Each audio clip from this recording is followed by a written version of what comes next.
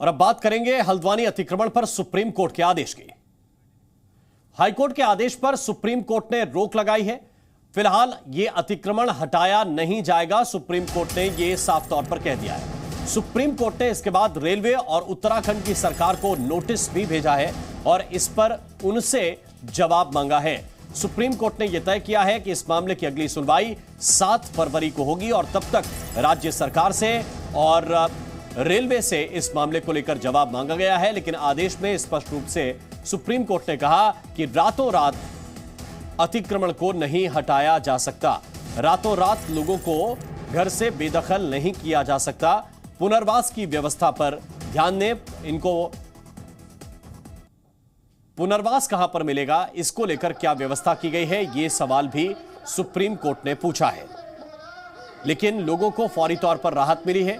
7 फरवरी को जब तक मामले की अगली सुनवाई होती है तब तक कम से कम अतिक्रमण नहीं हटाया जाएगा। प्रशासन को अपनी कार्रवाई पर ब्रेक लगाना पड़ेगा। आज जो सुनवाई हुई है, जमीन को सरकार अपनी जमीन बताती रही है। यह वकील ने अदालत के अंदर बताया। आजादी से पहले ही स्थानीय लोग यहां पर रह रहे थे, उससे पहले से रह रहे हैं। आजादी से पहले लोग यहां पर रह रहे थे। म्युनिसिपल रिकॉर्ड में भी स्थानीय लोगों के नाम दर्ज हैं, ये वकील ने बताया है। म्युनिसिपल रिकॉर्ड में स्थानीय लोगों के नाम दर्ज हैं, जिस पर एएसजी ने जानकारी दी कि सीमांकन इस मामले में किया गया था। ऐश्वर्या भाटी जो एसजी हैं, उन्होंने बताया कि सीमांकन किया गया था। बिना सीमांकन के अवैध कब्जा नहीं करार दिया गया है। सीमांकन बाकायदा कराया गया, इसके बाद ही इसे अवैध कब्जा बताया गया। इतने समय से लोग रह रहे हैं, जिसके बाद जजेस ने यह कहा है उनके पुनर्वास के बारे में भी सोचा जाना चाहिए। अदालत के अंदर क्या क्या हुआ यह हम आपको बता रहे हैं। सुप्रीम कोर्ट ने कहा कि लोगों के पुनर्वास के बारे में सोचा जाना चाहिए। 50 साल से ज्यादा वक्त से यहां पर लोग रह रहे हैं और उनका पुनर्वास कैसा होगा, कैसे होगा, इस पर भी सोचा जाना चाहिए।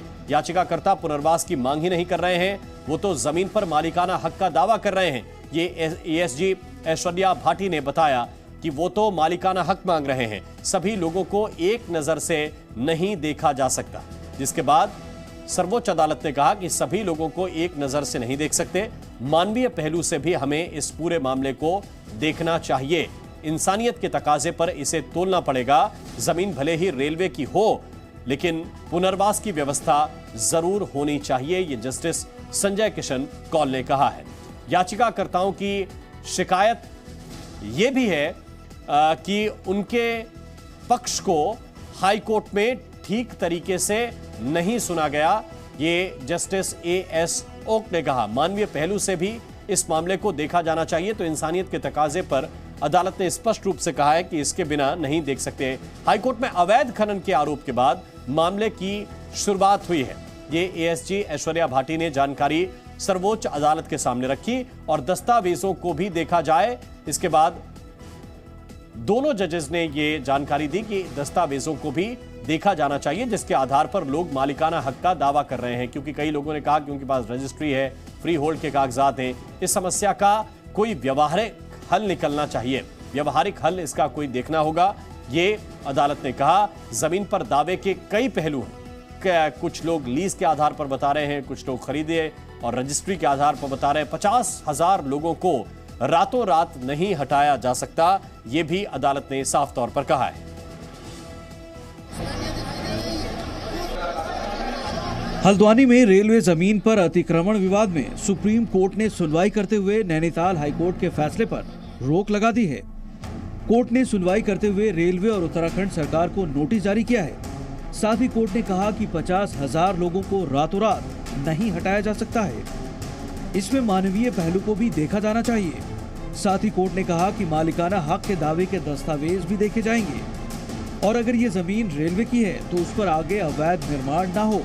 सुप्रीम कोर्ट में जब सुनवाई शुरू हुई तो याचिकाकर्ता के वकील ने कहा कि रेलवे जमीन को अपनी जमीन बताती रही है, जबकि यहाँ पर स्थानीय लोग आजादी से पहले से ही रहते आए हैं।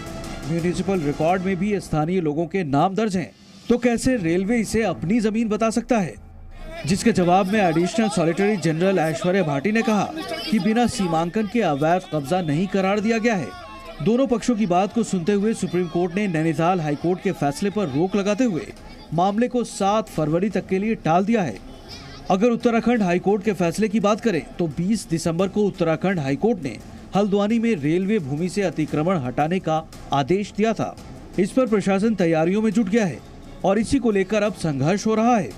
जिला प्रशासन ने रेलवे की जमीन से अतिक्रमण हटाने के लिए क्षेत्र को 4 सुपर जोन में बांटा है। रेलवे ने नोटिस देकर 9 जनवरी तक जमीन से कब्जा हटाने को कहा है। कब्जा नहीं हटा तो जल्द ही अतिक्रमण पर बुलडोजर चलेगा। 70 एकड़ लैंड है और उसमें 4365 के करीब रेजिडेंट्स हैं जो रह रहे हैं आज की डेट में, और इनको हटाया जाना, इसके लिए हमारी तैयारी पूरी चल रही है और जितनी फोर्स की हमने डिमांड करनी थी वो कर ली है।